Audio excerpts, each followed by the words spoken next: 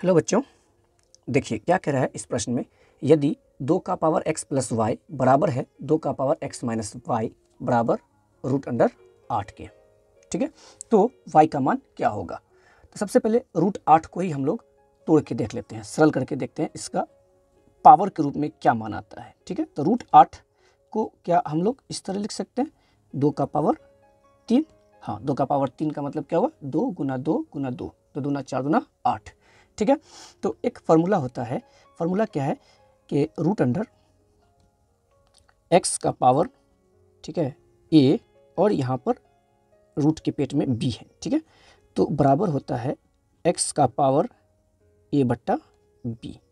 ठीक है, अच्छा, जब किसी रूट में इस पेट में कुछ ना लिखा हो तो इसका मीनिंग बाय डिफ़ॉल्ट 2 लिया जाता है। कितना, 2।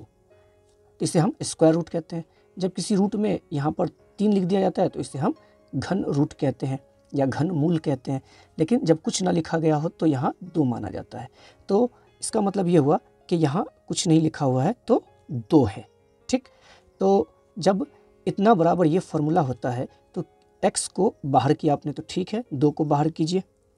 ठीक, और ये पावर अंश में गया और रूट के पेट वाला जो भी मान है यहाँ वो बट्टे में आया। तो ठीक है, इसके हिसाब से a ऊपर जाना चाहिए तो 3 ऊपर जाएगा और यहाँ वाला मान नीचे गया तो यहाँ कुछ नहीं लिखा था तो बाय डिफ़ॉल्ट 2 माना जाएगा, तो ये यहाँ आएगा।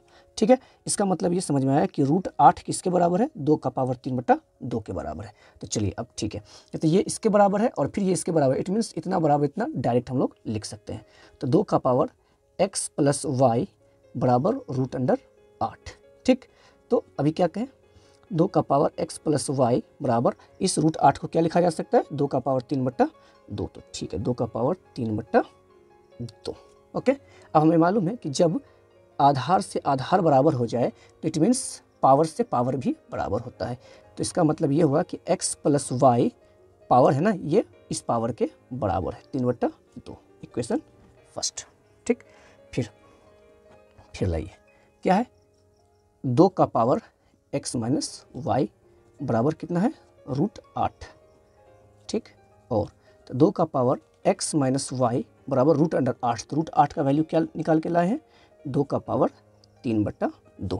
तो अभी क्या बताएं, जब आधार से आधार बराबर हो तो ऑटोमेटिक पावर से पावर भी बराबर हो जाता है।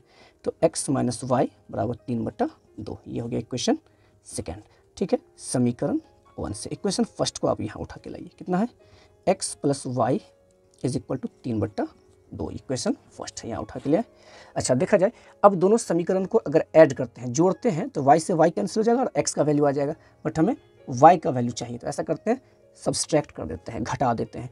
तो ये हो जाएगा माइनस, ये भी हो जाएगा माइनस और यहाँ भी माइनस। अब क्या हो जाएगा, प्लस x से माइनस x कैंसिल किया कि हम लोग घटाए हैं, तो घटाने पर अब माइनस वाई हो गया -2y इज इक्वल टू 3 बट्टा 2 से 3 बट्टा 2 कैंसिल, तो कितना आ गया, 0। ठीक, तो y is equal to 0 by -2। तो 0 को किसी भी इंटीजर से आप डिवाइड कीजिए तो फाइनल रिजल्ट क्या आता है, 0। तो हमें y का वैल्यू आ गया 0। इसका मतलब हुआ option A is the correct answer. Okay.